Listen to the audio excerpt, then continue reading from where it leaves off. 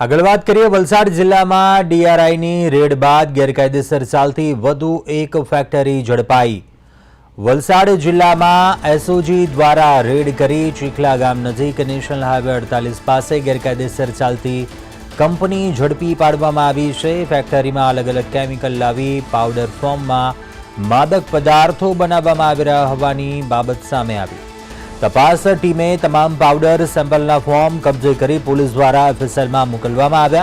तो कंपनी में आवेल मशीनों सहित 11 लाख थी वधुनो मुद्दामाल एसओजी द्वारा जप्त करवामां आव्यो छे। वलसाडमांथी गैरकायदेसर चालती वधु एक फैक्टरी झड़पाई। एसओजीनी टीमे दरोड़ा पाडता फैक्टरी झड़पाई छे। 11 लाख थी वधुनो मुद्दामाल एसओजीए जप्त कर्यो छे। पाउडर फॉर्म में मादक पदार्थो बनावती हती आ फैक्टरी कब्जे करायेला पाउडर सेम्पलो जे टेस्ट माटे मोकलाया छे।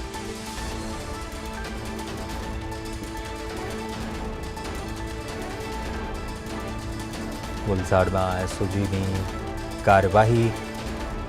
पाउडर फॉर्म में मादक पदार्थो बनावती हती आ फैक्टरी 11 लाख थी वधुनो मुद्दामाल छे ते जप्त करवामां आव्यो छे।